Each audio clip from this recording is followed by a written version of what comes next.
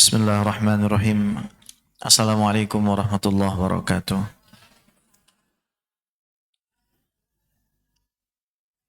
Alhamdulillah. Wassalatu wassalamu ala sayyidina Rasulillah wa ala alihi wa sahbihi wa mawalah wa la hawla wa la quwata illa billah. Ashhadu an la ilaha illallah wahdahu la syarikalah wa ashhadu anna sayyidana wa nabiyyana wa maulana Muhammadan abduhu wa rasuluh alladzi la nabiyya wa la rasula ba'dah. Amma ba'du fa nawaina ata'allum ta'lim wa tadzakur wa tadhkir wa naf'a wal intifa' wal ifadah wal istifadah wal iqamah wal istiqamah wal hatha ala tamassuki bi kitabillah wa sunnati rasulillah ibtigha'an li mardatillahi wa wajhil karim. Allahumma faqihna fid din wa 'allimna ta'wil waj'alna minal ladzina yastami'una al-qawla fayattabi'una ahsana. Allahumma arinal haqqa haqqan warzuqna ittiba'ah wa arinal batila batila warzuqna ijtinabah wa adkhilna bi rahmatika fi ibadika salihin. Amin ya rabbal alamin. Tema kita pada pagi hari ini adalah kejujuran.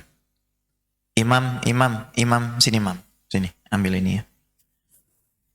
Tema kita pada pagi hari ini adalah kejujuran. Kejujuran kita kepada Allah Subhanahu wa ta'ala. Itu tema kita pada pagi hari ini. Jadi terkadang kita ini suka mengatakan sesuatu yang sebenarnya tidak sesuai dengan perbuatan kita. Kita senang meminta sesuatu yang sebenarnya nggak cocok dengan kelakuan kita. Ini permintaan sering kita panjatkan kepada Allah. Tapi ternyata permintaan-permintaan itu adalah permintaan yang keluar dari lisan yang berdusta. Maka apa sebenarnya ciri orang-orang yang jujur? Orang-orang yang jujur kepada Allah. Karena nggak bisa orang masuk ke dalam surga dengan kebohongan. Pagi hari ini kita akan mempelajari tentang semua itu. Siapakah para pembohong dan siapakah orang-orang yang jujur di antara kita? Al-Imam Ibnu Athaillah As-Sakandari mengatakan, ar-raja'u maqaranahu amalun wa illa fahuwa umniyatun wal huznu ala faqdani ta'ati ma'a adamin nuhudi ilaiha minal ightirar wa ihalatukal a'mala ala wujudil faragh min ru'unatin nafsi fala tataraqab faraghal aghyari fa inna dhalika yafta'uka an wujudil muraqabati fima huwa muqimuka fih. Yang maknanya, harapan yang jujur selalu diiringi dengan amal perbuatan. Harapan yang jujur selalu diiringi dengan amal perbuatan. Kalau tidak, maka ia tidak lebih dari angan-angan saja. Kesedihan atas kehilangannya dirimu dari ketaatan kepada Allah, namun tidak diiringi dengan kebangkitanmu menuju ibadah yang kau lalaikan, itu bukti kamu tertipu. Orang yang menangis kemudian dia tidak bangkit untuk melakukan amal soleh, berarti dia penipu. Karena agama ini tidak cukup hanya dengan tangis. Jadi ada air mata buaya, dia nangis, tapi dia tidak bangkit kepada amal soleh. Ini pembohong. wa ihalatukal a'mala ala wujudil faragh min ru'unati nafsi. Dan ciri lain orang yang tertipu ini, dia memiliki segenap waktu luang, waktunya banyak, akan tetapi dia tidak gunakan untuk beramal soleh. Saya selalu sampaikan kepada istri saya, kalau kamu bisa pergi keluar untuk pengajian jauh-jauh, sementara di rumah tidak mempelajari ilmu agama, berarti kamu termasuk orang yang tertipu. Kalau Anda semua bisa berkumpul di tempat ini, kemudian ketika sampai di rumah Anda tidak baca Al-Quran, berarti Anda termasuk orang yang tertipu. Pengajian Anda nggak berfaedah. Ketika Anda ikut maulid Nabi, Anda menangis pada saat Mahalul Qiyam, kemudian pulang dari maulid Nabi, itu tidak membuat Anda tambah cinta kepada Rasulullah, berarti Anda termasuk orang yang tertipu. Jadi harapan-harapan ketika ada di majelis, namun tidak terjadi satu aktivitas untuk mewujudkan harapan itu di luar majelis, maka harapan itu adalah harapan palsu. Ngeri ya? Jadi jangan pernah kita ngerasa cukup. Oh, saya yang penting sudah majelisan. Ketika di luar, gak ada lagi nuntut ilmu. Saya yang penting sudah sedekah. Ketika di luar, gak ada lagi namanya bakti sosial kepada tetangga. Saya yang penting sudah ikut meramaikan majelis, ikut membludak majelisnya. Di rumah durhaka sama orang tua dan sama suaminya. Ini adalah orang-orang yang tertipu. Air matanya di majelis gak ada artinya di sisi Allah. Tangisannya di majelis yang tidak membuatnya bangkit, itu menunjukkan bahwasannya hatinya tidak jujur pada Allah SWT. Maka sebelum kita datang ke majelis taklim, habiskan waktu di rumah untuk melakukan introspeksi diri. Pertanyaannya cukup satu, Anda mau apa datang ke majelis itu? Apakah Anda ingin kumpul dengan kawan? Apakah Anda ingin ramai-ramai dengan kawan? Apakah seperti itu saja keinginan Anda? Atau Anda ingin Allah yang abadi? Itu selalu saya lakukan, Ibu. Kalau enggak, bahaya buat saya pribadi. Dan demi Allah, kalau saya duduk di sini bukan karena Allah, maka lebih baik saya tinggal pulang. Karena semuanya enggak ada artinya. Hanya akan menghabiskan waktu kita, hanya akan menghabiskan tenaga kita, sementara nanti di sisi Allah kita tidak dapat apa-apa.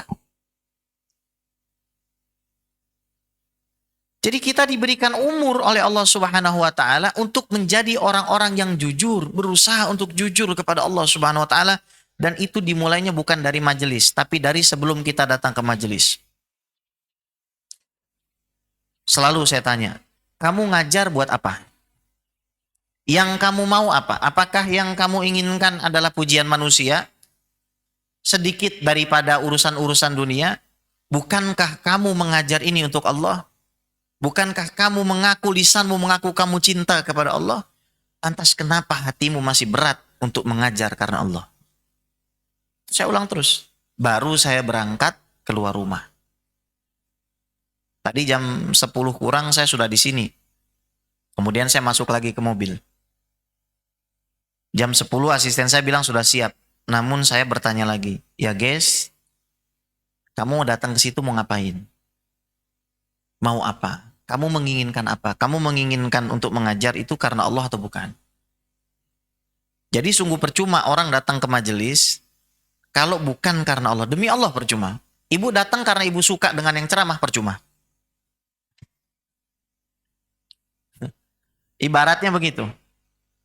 Datang itu karena Allah. Kalau sesungguhnya begitu prinsip kita, maka nggak peduli siapapun yang ngajar, majelis taklim pasti rame.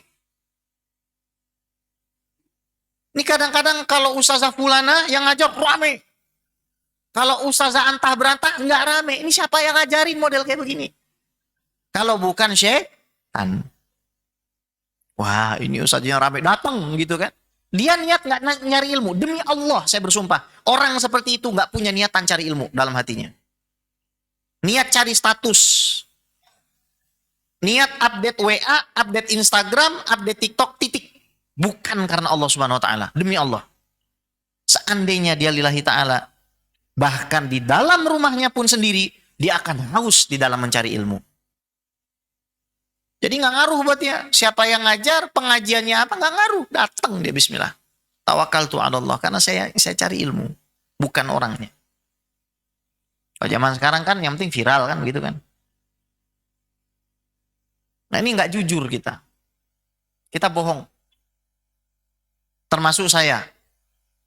Kalau saya mengajar ini bukan karena Allah Subhanahu wa taala, berarti saya pendusta. Belasan tahun saya ngajar, saya berdusta pada Allah Subhanahu wa taala. Dan ini berat sekali, Bu.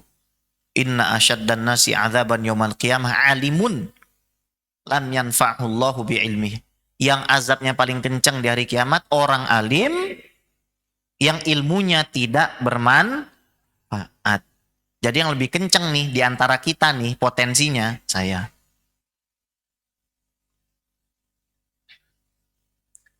Ibu mau nggak kerja capek-capek terus nggak dibayar? Maka jangan datang ke majelis kalau belum ikhlas. Belum berusaha membersihkan hatinya. Saya harus bersihkan hati saya dulu, baru saya datang. Kalau enggak, mendingan nggak usah datang. Beneran, Bu?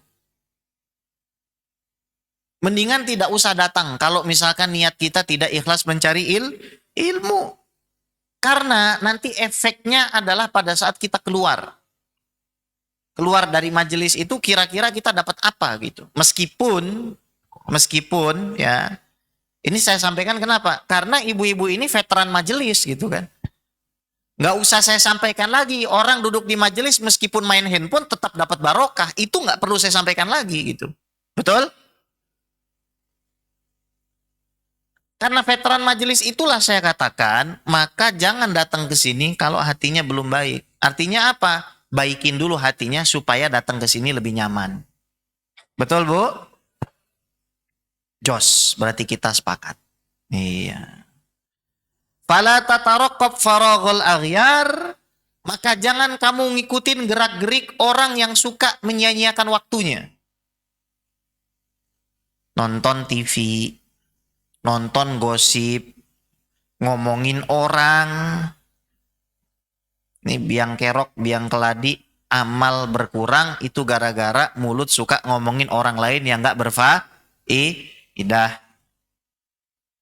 Fa inna dzalika yaqta'uka an wujudil muraqabati fi ma huwa muqimuka fi. Pada saat kita dikasih waktu luang, tidak kita manfaatkan untuk baca Al-Qur'an, nuntut ilmu, khidmah sama suami, khidmah sama anak, khususnya bagi ibu-ibu sekalian, membantu urusan dakwah, membantu urusan majelis ta'lim, membantu urusan masjid karena Allah Subhanahu wa taala, pada saat itu kita sengaja memangkas konektivitas kita dengan Allah. Kita ibaratkan berada di tengah gurun, kemudian kita dengan sengaja mematikan sinyal handphone. Mau kemana kira-kira kita? Padahal satu-satunya yang bisa menyelamatkan kita, itu sinyal tersebut. Sinyalnya kita matikan. Maka Anda akan lihat kebanyakan orang-orang yang berbuat kriminal, banyak orang jatuh ke dalam perselingkuhan, pembunuhan, karena dia tidak memanfaatkan waktu luangnya untuk mengingat Allah. Titik. Betul, Bu? Coba kalau di waktu-waktu dia senggang, dia pakai buat baca dia pakai buat baca kitab, dia pakai buat dengar ceramah agama, dia pakai untuk i'tikaf di masjid. Maka insya Allah akan jauh dan minggat semua fikiran-fikiran dan syahwaniyah. Daripada syahwat-syahwat yang mengajak manusia itu kepada pembangkangan pada Allah Subhanahu wa ta'ala. Kemudian para ulama mengatakan as-suluku tariqun tawilun nihayatuhu husulul ma'rifah wal mahabbata wal kamal. Ibu-ibu sekalian saya cintai karena Allah, kita sekarang sedang berjalan menuju Allah yang mana tujuannya adalah supaya kita bisa kenal kepada Allah. Kedua, tujuannya supaya kita bertambah cinta kepada Allah. Ketiga, tujuannya supaya sempurna penghambaan kita kepada Allah. Wa kullu salikin yarju husulatil kal maqamat. Dan yang namanya kita ini meniti jalan pulang kepada Allah, kita ingin mengenal Allah, kita ingin tambah cinta, dan kita ingin sempurna di dalam ibadah. Kalau ternyata di dalam hati kita nggak punya harapan begitu, berarti selama ini majelis taklim kita percuma. Kalau ibu nggak penasaran sama yang namanya Al-Quran, nggak penasaran sama Rasulullah, nggak penasaran sama ilmu agama, itu artinya majelis taklim ibu setelah 10 tahun, 12 tahun belum membuahkan hasil yang maksimal. Saya pernah ditanya, Bib, kriminalitas terbesar apa yang dilakukan umat Nabi di zaman sekarang? Oh, kriminalitas terbesar umat Nabi zaman sekarang adalah malasnya orang-orang untuk menuntut ilmu. Jadi yang dicari itu cuma hadir aja, bukan cari ilmu. Buktinya apa? Ketika orang lagi ceramah, jauh-jauh dia datang, ujungnya ngobrol. Kalau nggak ngobrol, ujungnya begini ujungnya. Nah, ini hati-hati nih kita. Jangan sampai begitu. Faman kana raja'uhu makrunan bi asbabi. Jadi kalau seandainya keinginan kita ini dibarengi dengan perbuatan, niat kita dibarengi dengan usaha, fahuwa raja alladzi la budda ayyahsula alaihi, maka itulah harapan yang sebenarnya yang setiap dari kita harus berusaha mendapatkannya. Wa man kana raja'u biduni badril asbab faqad dhalla tariqa wa dha'a waqtahu wa umrah. Kalau ada orang dia bilang, saya pengen banget jadi orang soleha, saya pengen banget, tapi dia tidak berjuang untuk beramal, maka dia sudah menyia-nyiakan waktunya dan termasuk ke dalam golongan orang yang tertipu. Sekarang kita mau membedakan antara harapan yang sungguh-sungguh dengan angan-angan kosong. Roja atau harapan yang sungguh-sungguh, ta'alluqul qalbi bimatmu'in fi wasa'yu litahsilihi. Kriterianya 2. 1, hati terikat dengan apa yang dia inginkan, selalu memikirkan apa yang dia inginkan. Yang kedua, dia akan mencari segala cara untuk mendapatkan yang dia ingin. PR pertama berarti apa? Tahu keinginan kita apa. Ibu sekalian yang saya cintai, kita sering dikecewakan di dalam hidup. Kecewa bahkan bukan dengan orang lain, terkadang kecewa dengan diri kita sendiri. Itu bukti bahwa apa, Bu? Bahwa tidak ada yang boleh kita inginkan selain Allah. Karena kalau kita belajar ilmu akidah, alam semesta ini berubah. Manusia dari kecil jadi besar. Manusia dari bodoh jadi miskin jadi pendek jadi pesek jadi Jangan megang hidung, Bu. Itu maknanya apa, Ibu? Manusia selalu berubah.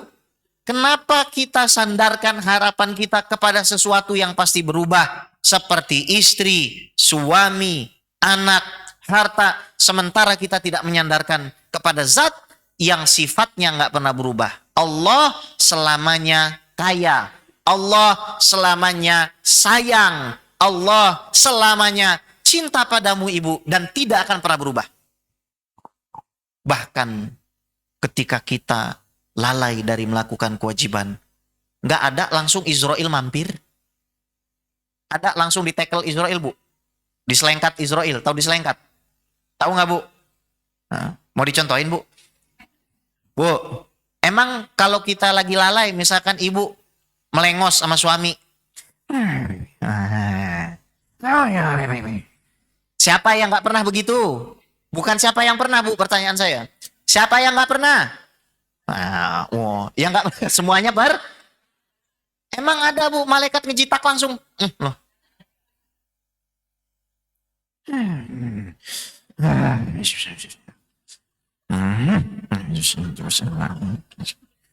Memang kok ini memang. Gini, Bu, mulutnya gini. Mulutnya mulai komat kah? Amit. Emang langsung disikut sama malaikat? Nyoh. Enggak kan? Masih bisa ngomong nggak habis itu? Itu artinya Allah sayang. Orang maksiat ya disayang, Bu. Bu, orang ketika lagi mabok, dia tetap ngerasa enak nggak? Enak. Bagi dia, Orang ketika berbuat haram tetap dikasih enak nggak? Kurang sayang apa? Kurang sayang apa Allah? Allah tuh konstan, stagnan bu, nggak berubah. Maka ngapain kita menggantungkan harapan kita kepada zat yang berubah, kita tinggalin yang nggak pernah berubah? Ibu cinta anak bu? Saya mau tanya sama ibu. Ibu ngasih duit atau dikasih duit sama anak dari kecil? Ngasih duit? Kenapa ibu mencintai anak lebih daripada Allah?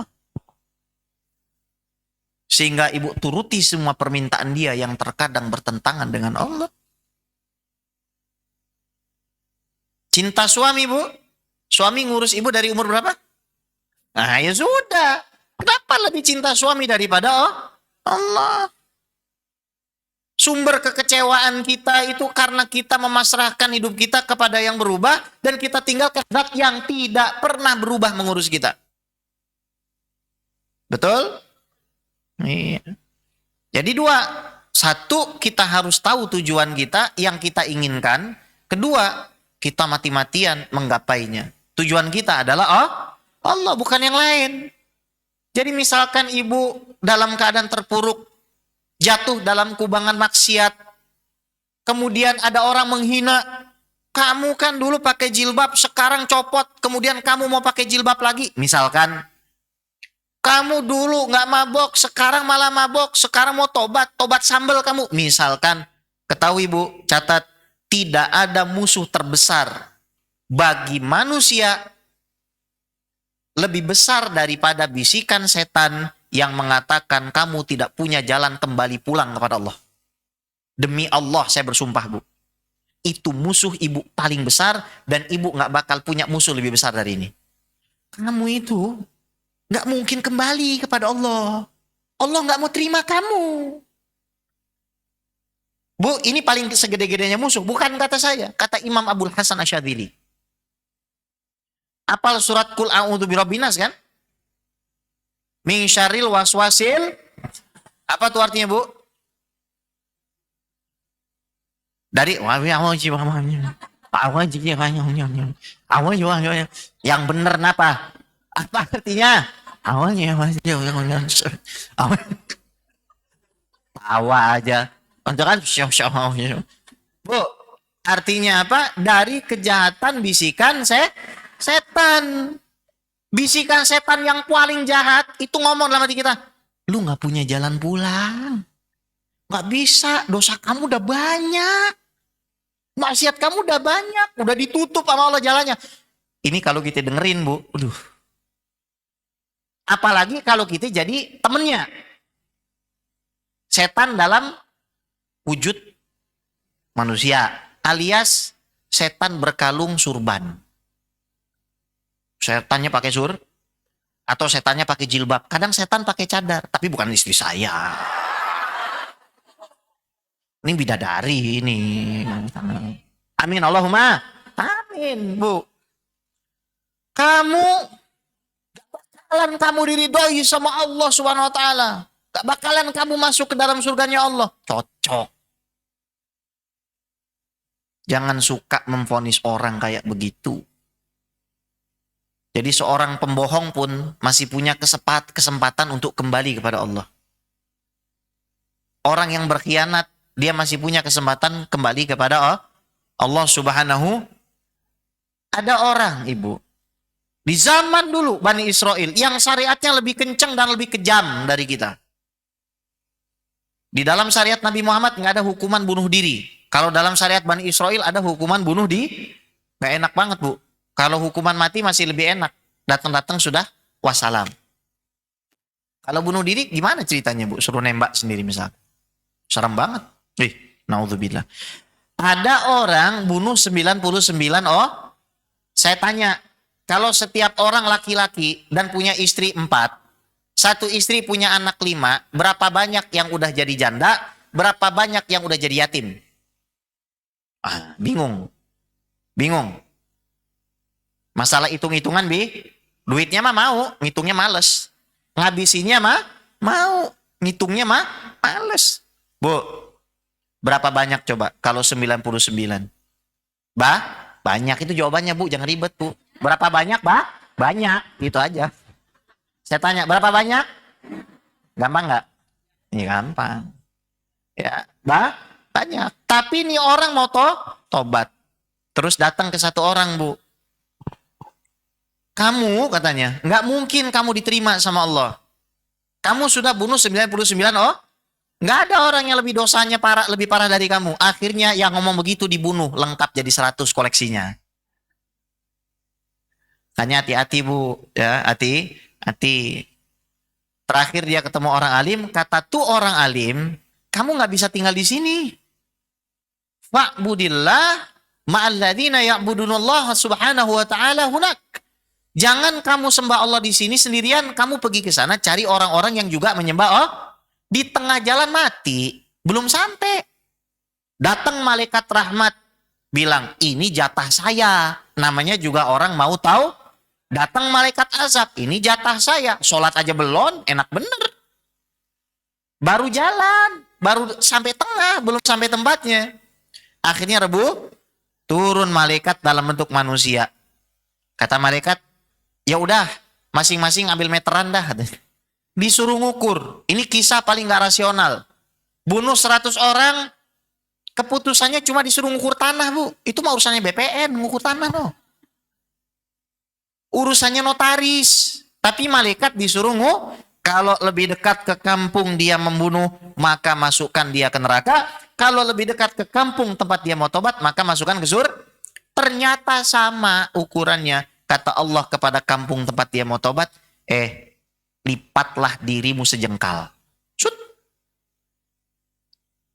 Langsung diampuni oleh Allah Subhanahu.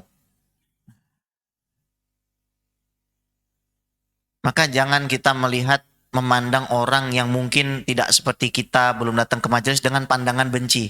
Tapi pandangan rahmat, pandangan kesian. Kenapa mereka kok belum sadar-sadar juga?